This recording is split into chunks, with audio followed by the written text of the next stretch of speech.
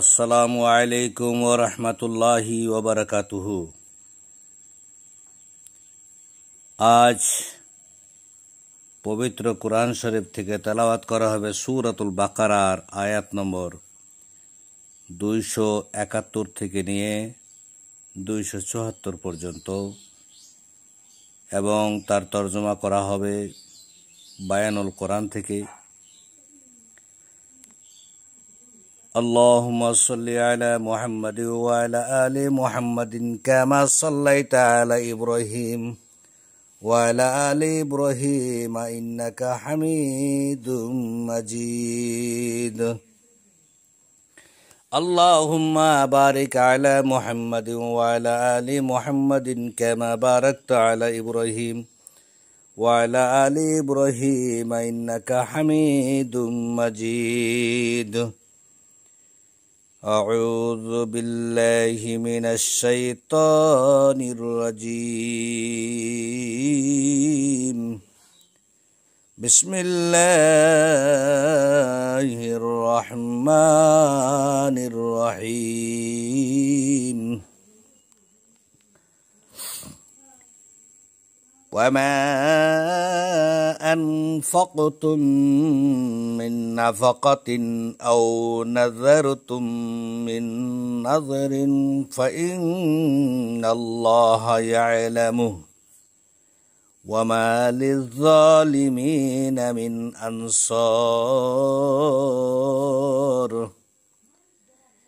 إن تبدوا الصدقات فنعما هي وإن تخفوها وتؤتوها الفقراء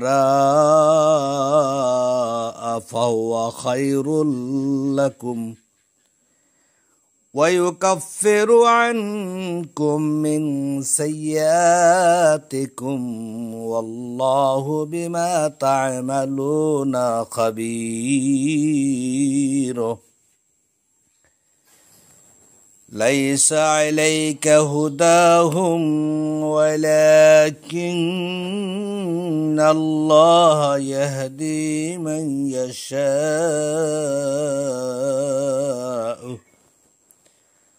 وما تنفقوا من خير فلأنفسكم وما تنفقون إلا ابتغاء وجه الله وما تنفقوا من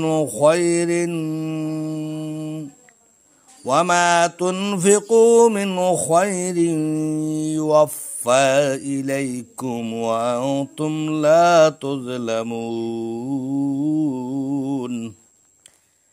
للفقراء الذين أحصروا في سبيل الله لا يستطيعون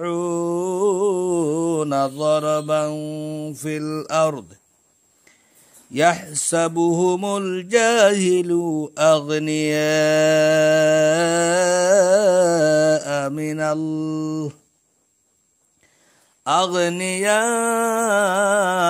من التعفف تعرفهم بسيماهم لا يسألون الناس إلحافا وما تنفقوا من خير فإن الله به عليم.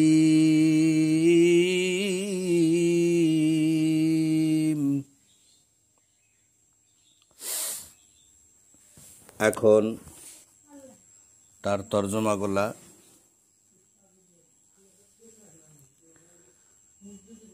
তোমরা যা কিছু ব্যয় করো অথবা যে কোনো মান্যত করো তা অবশ্যই আল্লাহ জানেন, আর জালিমদের জন্য কোনো সাহায্যকারী নাই।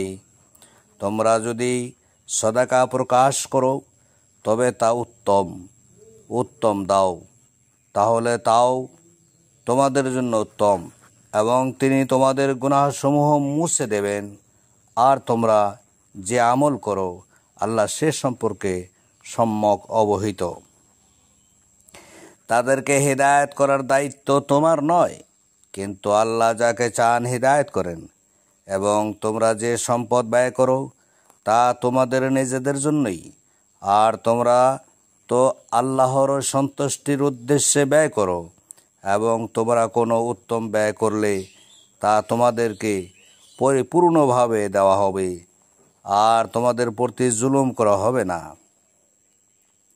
সদাকা সে সব দরিদ্রের জন্য যারা আল্লাহর রাস্তায় আটকে গিয়েছে, তারা জমিনে চলতে পারে না, না চাওয়ার কারণে অনবগত ব্যক্তি তাদেরকে অভাব মুক্ত মনে করে।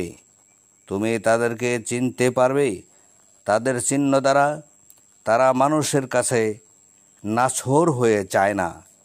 আর তোমরা যে সম্পদ ব্যয় করো, অবশ্যই আল্লাহ সে সম্পর্কে পূর্ণ জ্ঞানী। যারা তাদের সম্পদ ব্যয় করে রাতে ও দিনে, গোপনে ও প্রকাশ্যে, অতএব তাদের জন্য রয়েছে তাদের রবের নিকট তাদের প্রতিদান, আর তাদের কোনো ভয় নেই এবং তারা চিন্তিতও হবে না।